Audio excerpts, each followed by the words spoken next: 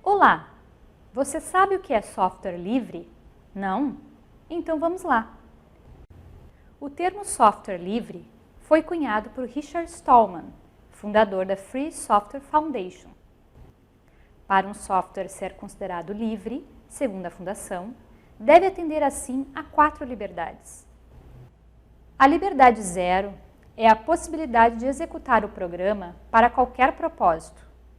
A liberdade 1, por sua vez, significa poder estudar como o programa funciona e realizar quaisquer modificações que deseje. A Fundação salienta que, para isso, é preciso ter acesso ao código-fonte.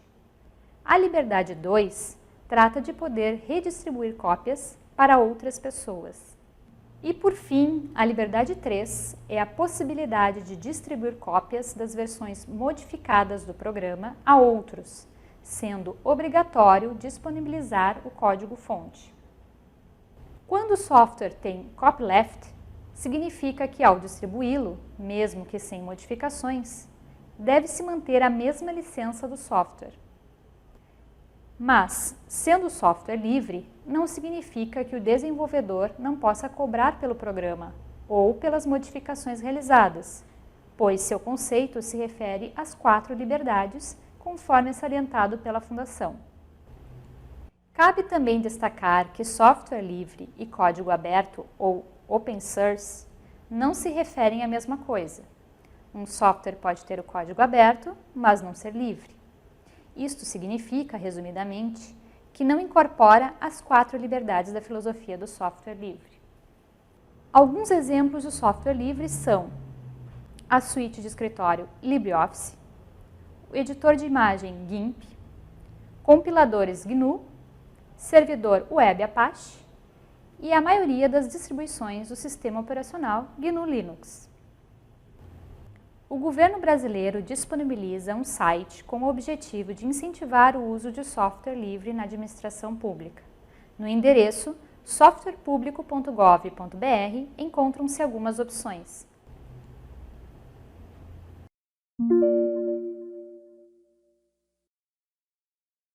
As licenças de software são, na verdade, um contrato que servem como base para permitir o uso e a aquisição entre as partes que fornece e quem consome um software. E para nós devs, as licenças têm um sentido todo especial. Estão sempre presentes quando o assunto é software, incluindo aí o software livre e o open source. Conhecer como funcionam as licenças é sim deveras importante, tanto para consumirmos código de terceiros, quanto para distribuirmos os nossos próprios softwares e códigos, seja por libs ou frameworks, por exemplo. Se você caiu de paraquedas nesse vídeo e está aí se perguntando por que eu devo me preocupar com licenças de software? Os softwares são fruto da criação intelectual, ou seja, têm proprietário e criador, e estão protegidos sim pelo direito autoral, como acontece com músicas, livros e afins. Sendo assim, temos diferentes tipos de licenças para diferentes tipos de usos e aplicações. Você se engana achando que existem só 6 ou 7 tipos de licenças. Na verdade, são dezenas de tipos. Podemos categorizar as licenças de softwares desde as menos restritivas, como softwares livre e o software de código aberto, até as proprietárias que restringem seu uso, cópia e divulgação. A classificação pode ser feita como software gratuito, conhecido também como freeware, temos o shareware, licença de aquisição perpétua, software proprietário, SaaS, software livre e open source, que muita gente acha que é a mesma coisa, mas não é não.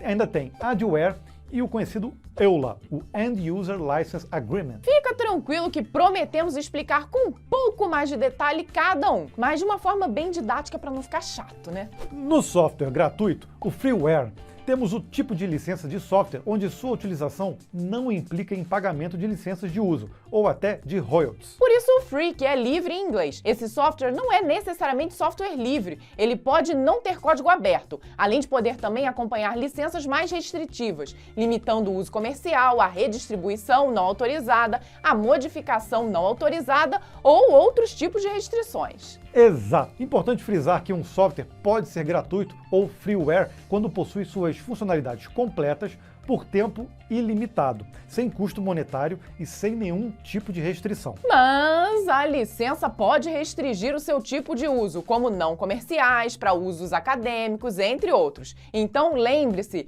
licença gratuita não necessariamente significa código aberto. Partimos então para o shareware, que é um tipo de licença disponibilizado de maneira gratuita, mas com algumas restrições que vão desde funcionalidades limitadas, tempo de uso gratuito limitado ou com disponibilidade de recursos limitados, apenas para o usuário experimentar o software. É bem comum, inclusive, ver softwares desse tipo solicitar de um determinado momento o pagamento da sua licença para a utilização completa do sistema ou software. Quem já instalou aí o Sublime Text alguma vez já sabe do que nós estamos falando. Muito bem, agora partimos para um tipo de licença de grandes fornecedores de software. Estou falando da licença de aquisição perpétua, que é um tipo de licença que libera o uso do software por tempo indeterminado, desde que os requisitos do contrato sejam cumpridos na íntegra. Esse tipo de licença existe há mais de 40 anos e é utilizada também pelos grandes players aí do mercado, como Microsoft, IBM, Oracle, SAP e uma infinidade de empresas gigantes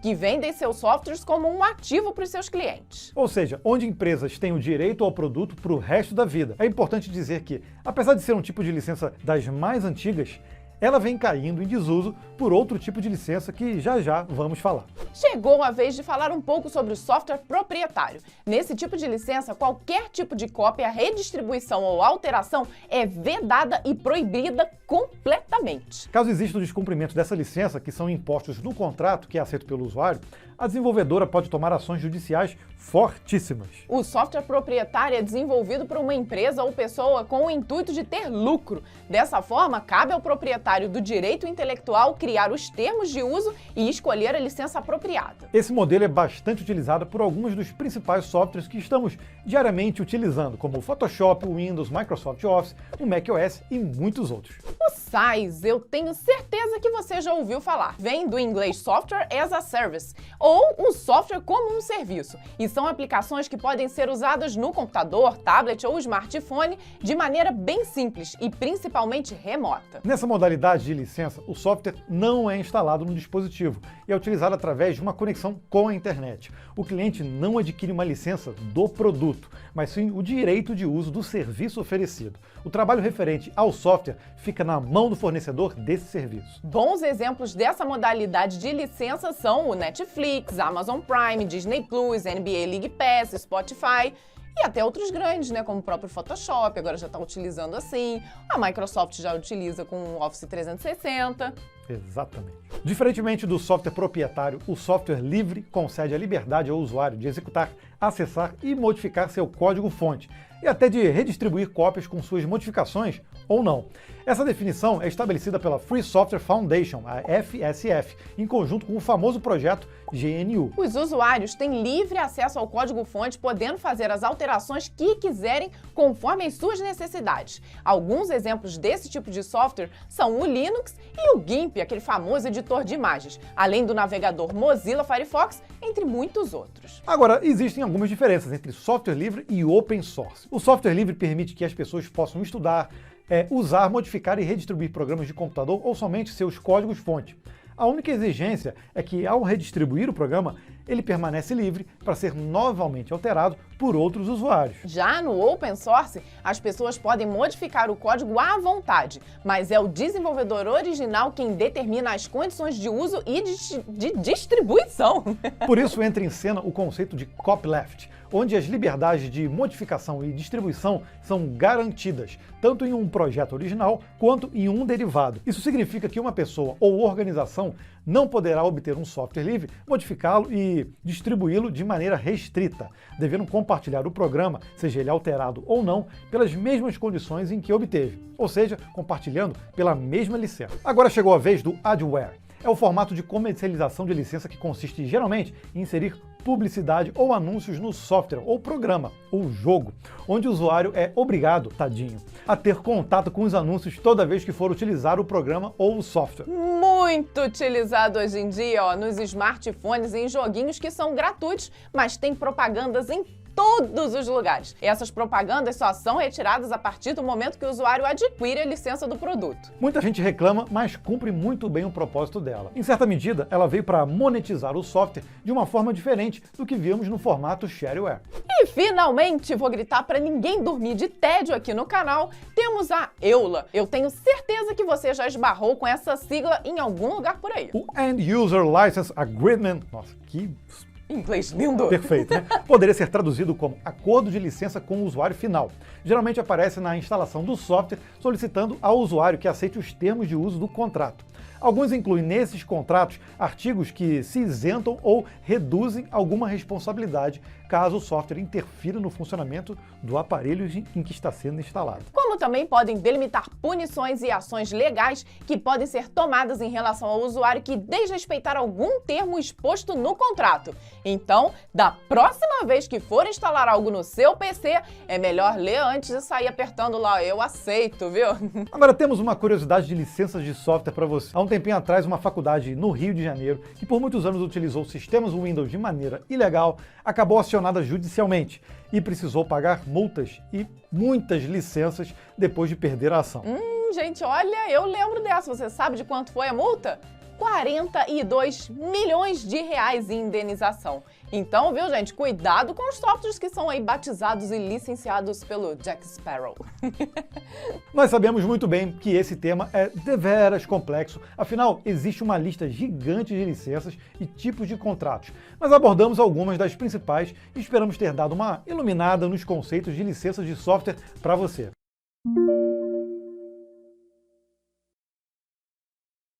E aí, tudo bem? Eu resolvi falar sobre software livre por causa de alguns comentários que acabaram surgindo em um vídeo que eu postei alguns meses atrás.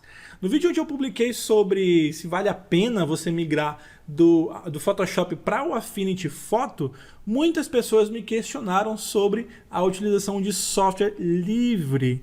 E eu resolvi fazer esse vídeo aqui justamente para responder algumas questões que surgiram nesse vídeo. E uma das principais perguntas nesse vídeo foi justamente de por que eu não utilizava software livre, ao invés de ficar usando Photoshop, ao invés de ficar usando Affinity Photo, Affinity Design, por que eu não uso software gratuito, já que os softwares gratuitos são tão bons ou deveriam ser tão bons quanto aplicativos pagos. E aí eu resolvi fazer esse vídeo aqui justamente responder essa questão. E eu tenho duas respostas, uma estritamente prática e outra que pode dividir opiniões, né, dependendo aí da sua visão sobre software livre. Para contextualizar quem não está muito por dentro da situação, software livre, software open source, né, são aqueles aplicativos que são desenvolvidos geralmente pela comunidade que contribui para que esse software seja desenvolvido e é um software acessível gratuitamente. Então qualquer pessoa pode baixar, utilizar, inclusive empresas podem utilizar o código-fonte para criar variações, para, enfim, distribuir também e assim por diante. E existem vários softwares livres dentro do segmento criativo, sendo que os mais conhecidos são o GIMP, né, para edição de imagem, o Inkscape para edição vetorial. Tem também alguns outros aplicativos para pintura, tem o Blender, que é um aplicativo de design, de desenho 3D, né, de modelagem em 3D.